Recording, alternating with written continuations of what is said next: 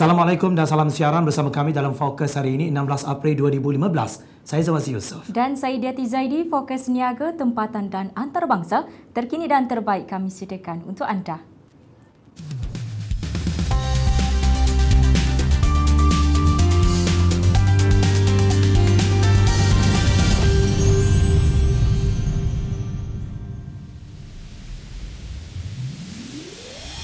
Antara paparan utama malam ini, Malaysia berjaya menetapkan harga bagi sijil amanah pada tempoh matang terpanjang dalam sejarah. MB Kedah minta semua pihak henti buat laporan palsu, tunggu pengumumannya 24 April ini. Tidak sampai sebulan, Petronas rombak lagi pengurusan tertinggi syarikat. Semuanya dalam Fokus hari ini, 16 April 2015. Kementerian Keuangan hari ini mengumumkan Malaysia berjaya menetapkan harga bagi sijil amanah $1 bilion Amerika penanda aras bertempoh matang 10 tahun dan $500 juta Amerika bertempoh 30 tahun dengan jumlah saiz keseluruhan bernilai $1.5 bilion Amerika. Kementerian Keuangan dalam satu kenyataan berkata terbitan sukuk bertempoh matang 30 tahun itu merupakan terbitan sukuk yang mempunyai tempoh matang terpanjang dalam sejarah sesebuah kerajaan. Transaksi itu terlebih langgan dan menarik minat pelabur dengan langganan melebihi $9 bilion Amerika daripada jumlah keseluruhan pelabur yang melebihi 450 akaun. Dalam kenyataan itu juga menyebut suku bertempoh matang 10 tahun itu terlebih langgan hampir 7 kali dan suku bertempoh matang 30 tahun pula terlebih langgan hampir 6 kali. Sukuk tersebut diterbitkan menerusi syarikat bertujuan khas Malaysia Sovereign Sukuk Berhad dengan menggunakan struktur berlandaskan komoditi patuh syariah, aset pajakan dan aset bukan fizikal. Kementerian itu berkata terbitan itu merupakan sukuk dalam penyatuan dolar Amerika yang keempat bagi kerajaan Malaysia berikutan kejayaan penerbitan sukuk global pada tahun 2002, 2010 dan juga 2011. Hasil daripada terbitan suku ini akan digunakan oleh kerajaan Malaysia untuk kegunaan am yang patuh syariah, khususnya untuk penebusan sijil amanah Satu Malaysia Sukuk Global Berhad berjumlah $1.25 bilion Amerika yang akan matang pada Jun 2015.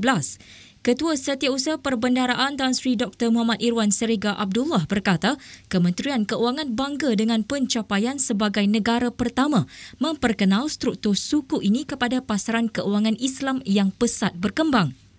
Transaksi itu berjaya ditetapkan pada tahap terendah dalam julat panduan harga yang disemak semula yang mencerminkan keyakinan pelabur terhadap kedudukan sektor luar Malaysia yang kukuh, keuangan yang fleksibel serta ekonomi yang pelbagai dan berdaya saing. CIMB Investment Bank Berhad, Hong Kong and Shanghai Banking Corporation Limited dan Standard Chartered Bank merupakan pengurus bersama dan pengurus utama bersama bagi terbitan suku ini.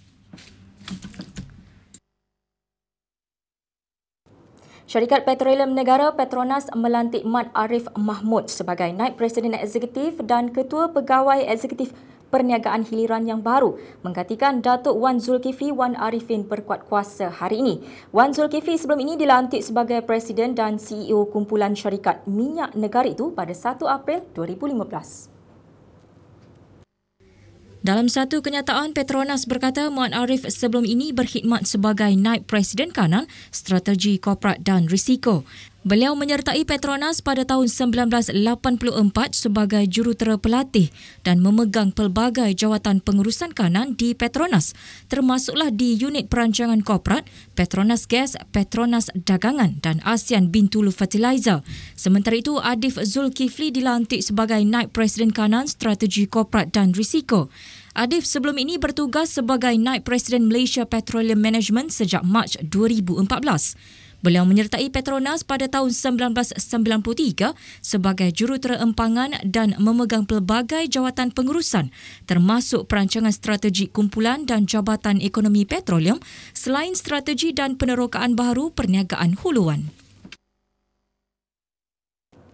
Sektor telekomunikasi dijangka akan berdepan tekanan margin berikutan harga kemasukan jalur lebar yang rendah, memandangkan kecenderungan pengguna akan menaik taraf kepada kelajuan sambungan yang lebih tinggi. Kenangan research hari ini berkata pakej yang berbaloi dengan harga dijangka mempercepatkan lagi kadar penerima gunaan jalur lebar dalam kalangan rakyat Malaysia. Semalam Menteri Komunikasi dan Multimedia Datuk Seri Ahmad Syabri Cik berkata, harga jalur lebar asas dijangka diturunkan antara 11 dan 57% dalam tempoh 1 atau 2 bulan.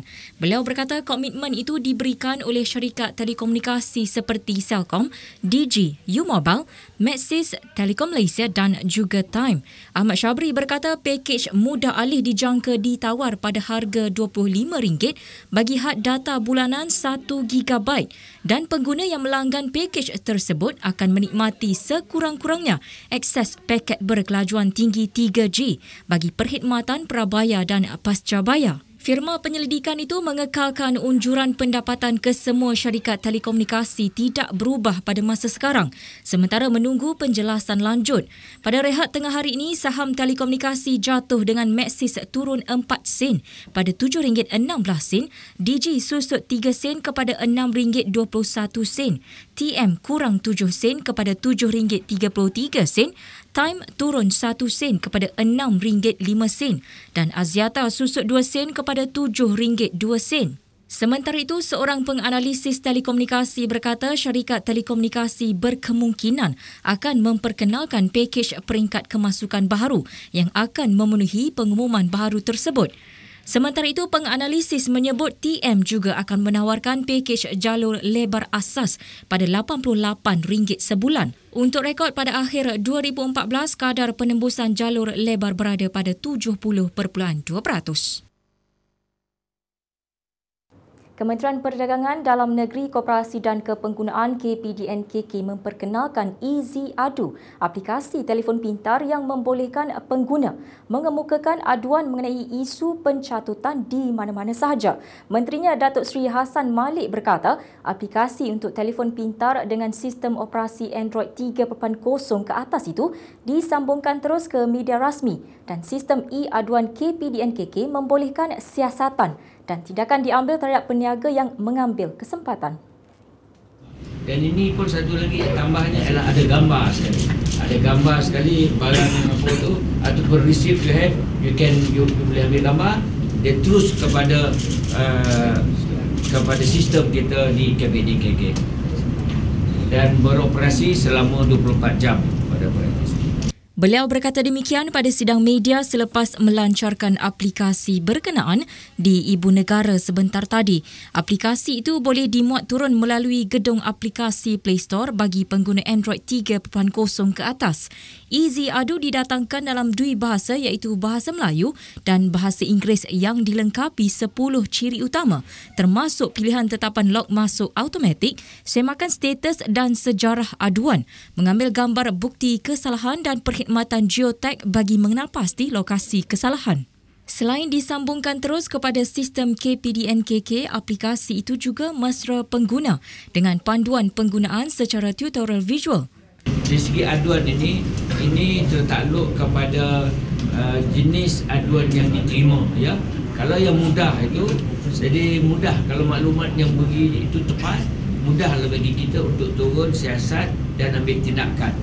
Pengguna hanya perlu mendaftar sekali sahaja dengan memasukkan nama, email, nombor telefon, kata laluan, pengesahan kata laluan dan nombor kad pengenalan. Skrin utama aplikasi itu turut mempunyai ikon pautan ke pelbagai laman rasmi kementerian seperti portal KPDNKK, Facebook, Twitter dan YouTube.